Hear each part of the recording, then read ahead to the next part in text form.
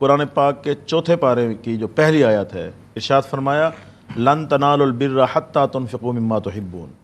کہ تم اس وقت تک نیکی حاصل نہیں کر سکتے جب تک اپنی پسندیدہ چیز اللہ کے راستے میں خرچ نہیں کرو گے،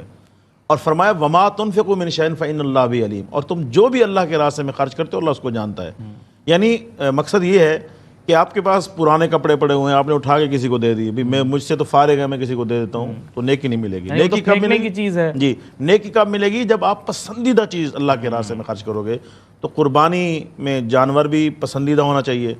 اسی طرح اللہ تبارک و تعالیٰ نے، جس طرح آپ کہہ رہے تھے، اسلام جو ہے یہ قدم قدم پہ مسلمان کو قربانی سکھاتا ہے، قدم قدم پہ قربانی سکھاتا ہے، اور اس میں قربانی کا کوئی حد نہیں ہے، بلکہ جب ضرورت پڑے، جتنی ضرورت پڑے اللہ کے راستے میں قربان کر دو۔ جب یہ آیت اتری نا لن تنالوا البر حتی تنفقوا، ایک صحابی حضور کی بارگاہ میں حاضر ہوئے، یا رسول اللہ میرا فلاں گھوڑا بڑا قیمتی ہے اور مجھے بڑا پسند ہے، آپ گواہ ہو جائیں میں اسے اللہ کے راستے میں دیتا ہوں۔ ایک اور صحابی آئے، یا رسول اللہ میرا فلاں باغ بڑا قیمتی ہے اور میری زندگی کا سرمایہ ہے، مجھے بڑا پیارا ہے، آپ گواہ ہو جائیں میں اسے اللہ کے راستے میں قربان کرتا ہوں۔ تو اس دور میں ہمیں ان چیزوں کو جو ہے نا یاد رکھنے کی ضرورت ہے کہ ہم قربانی کے دنوں میں جانور تو قربان کر رہے ہیں، کیا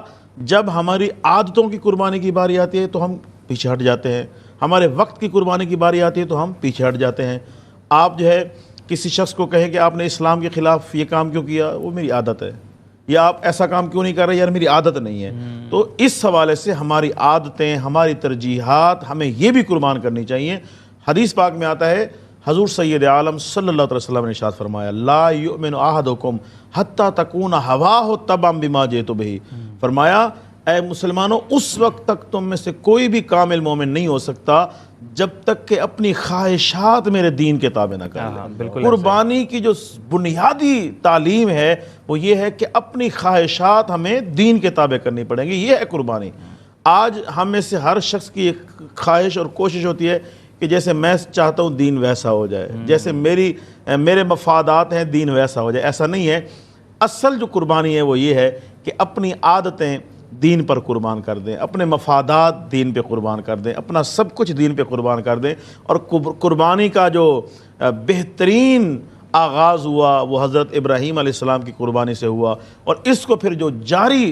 آگے جاری کیا وہ دیکھیں مقام کربلا میں دیکھیں کہ سیدنا امام حسین رضی اللہ تعالیٰ عنہ نے اپنا خاندان، اپنے قریبی سب قربان کر کے، اور پھر آخر میں دین ابراہیمی کو بچایا۔ آخر میں پھر عرض کی مولا یہ میری جان بھی حاضر ہے، اپنی جان بھی قربان کر دی، اور پھر اس پر فخر نہیں فرمایا بلکہ عرض کی مولا تو مجھ سے راضی ہوا یا نہیں ہوا۔ دیکھیں نا ننھے علی اصغر کو اپنے ہاتھوں پہ اٹھایا، اور جب وہ قربان ہوئے تو خون کا چلو بھر کے آسمانوں کی طرف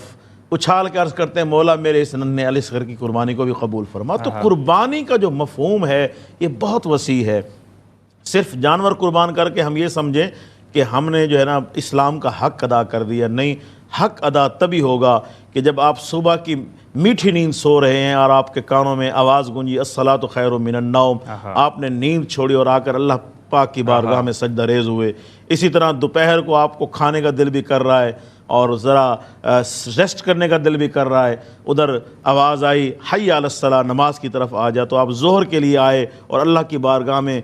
رکوع کر رہے ہیں، سجدہ کر رہے ہیں، یہ ہے قربانی۔ جس طرح حضرت کہہ رہے تھے عصر میں کاروبار کا جو ہے نا عروج کا وقت ہوتا ہے، آپ اپنا کاروبار چھوڑ کے آئے ہیں، اللہ پاک کی بارگاہ میں سجدہ ریز ہو رہے ہیں، تو یہ ہے قربانی۔ اسی طرح دیکھیں نا انسان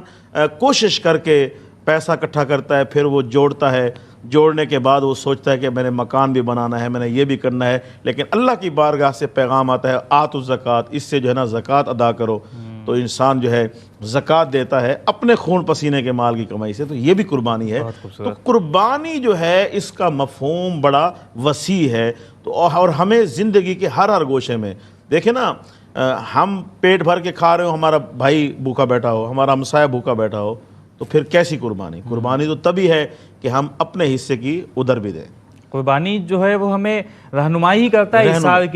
کی جانب رہنمائی کرتی ہے کہ ایک مسلمان کو مخلص ہونا چاہیے، مفاد پرست نہیں ہونا چاہیے۔ اللہ رب العالمین نے مسلمان کی خوبی قرآن پاک میں بیان فرمائی، یؤثرون علی انفسہم ولو کان بہم خصاصہ، کہ مسلمان کی خوبی یہ ہے کہ وہ دوسرے مسلمان کو اپنے اوپر ترجیح دیتا ہے، اگرچہ اسے خود ضرورت ہوتی ہے لیکن وہ دوسرے کی طرف سہولیات بڑھاتا ہے، اس کے لیے سہولتیں پیدا کرتا ہے۔ تو قربانی کا ایک بہت وسیع مفہوم ہے، اور ہمیں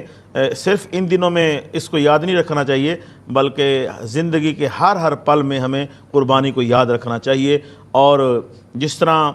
آج کل جو ہے نا ایک فیشنی دور آ گیا ہے کہ ہر شخص فیشن کرنے کی کوشش کرتا ہے، خاص طور پہ ہمارے جو نوجوان دیکھنے والے ہیں، میں ان سے یہ عرض کروں گا ہمیں لباس میں بھی قربانی دینی ہوگی، اور ہمیں خوراک میں بھی قربانی دینی ہوگی کہ ہمیں لباس ویسا پہننا چاہیے جو اسلام نے کہا ہے، جو حضور کی سنت ہے، اور ہمیں اپنے شکل و شباہت ایسی بنانی چاہیے جو اسلام نے کہا، جو حضور کی سنت، یہ ہے اصل قربانی۔